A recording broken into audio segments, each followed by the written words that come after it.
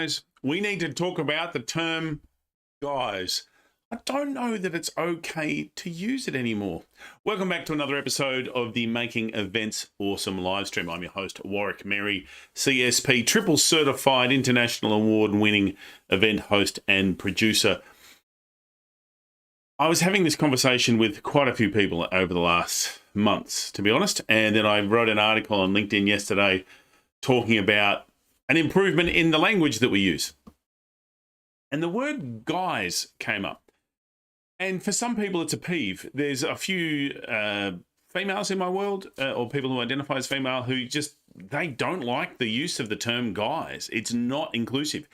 And there are other females in my world who are like, they use it a lot themselves. In fact, the word gets used so much that a lot of people don't even realize they use it. The word in and of itself is not offensive. It's just a word. Words have no power. It's only the power we give it. The challenge is that it's an exclusive term. And in today's world, we have been putting more and more focus on how do we include everybody. And if you're addressing a group of people and you go, guys, we need to all do blah, blah, blah, and there's someone in that group who doesn't like the term guys, doesn't identify with the term guys, doesn't feel included by the word guys, then it's up to us to look at, well, how do we change that? And it's not just the word guys, it's the language that we use. Language is very, very powerful. And I've had the conversation with some people going, well, this is just how it is and they should just get used to it. I'm not meaning to offend anybody. You're right. You're not meaning to offend anybody. It's a word you may have used many, many, many times, and you haven't considered the impact of that word. That worm? Of course we know what the worms do. You haven't considered the impact of that word or other words that you may use. That's the thing.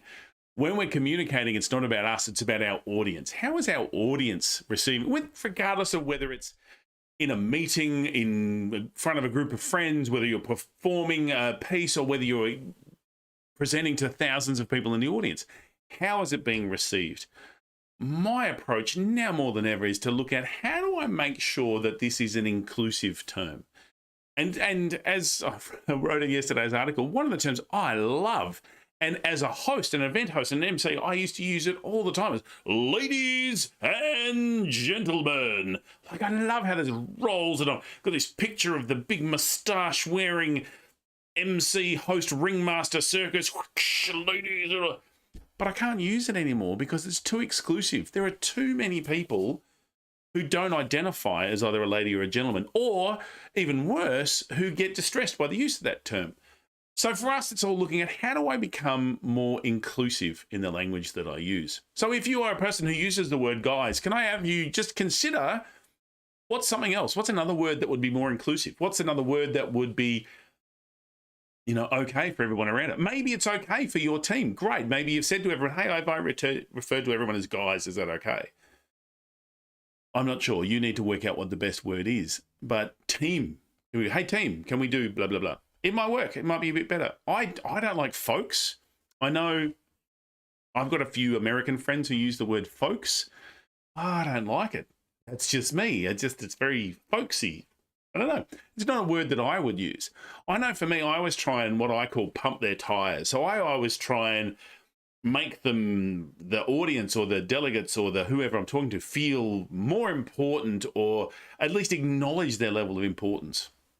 So if I'm talking to a finance industry, as I did last week, legends of the finance industry. Now, I'm pretty sure that's going to include everybody, even though in the way I say it, people know that I'm sort of taking a bit of a joke, but also acknowledging that, yeah, they are working very hard. Esteemed delegates, fabulous friends here in the audience. These are terms that can include everybody. So in the language that you use, be it in email, be it in writing, be it in the presentations that you do, text that you might use, I would have you consider, how will the audience perceive this? And are they all included? So here you go. I'm really interested to see if there's any terms that you've stopped using. Maybe there's some, it's really interesting. I often will refer to my wife as wifey. She loves it. She takes it as a term of endearment. And there's been many times I've not many, but there's been several times that I've been, how do we say, someone has taken offense at my use of the word wifey, which is lovely that they're standing up for my wife. If you knew my wife, you would need that she does not need anyone else standing up for her. She's very good at that herself. But it's interesting, it's interesting how everyone perceives different words. So I'm just interested, what words have you started or stopped using just because you want to be more inclusive? Put it in the comments. Let me know. I'd love to hear from you. Hey, thanks for stepping by here for Making Events Awesome. If you want to stay in touch with some of the more conversations that we have about it, join us over in the Making Events Awesome Facebook group, where we talk about a whole lot of different stuff that's going on. Today, it's all about what language are you shifting? It's all about growing with the times, and because times change, things change, we get better, we learn more. This is what I love about scientific principles. The more we learn, the better we can change. I'm the first to admit that I'm wrong. Sometimes it's so hard. I've got to tell you, I don't like being wrong. And I know that it's important for me to acknowledge being wrong so I can be better. And it's that continual improvement. So we're just looking at language today. How can we be better, more inclusive with the language that we use? Hey, thanks for stopping by. Enjoy the rest of your day. Warwick Merry here, Making Events Awesome.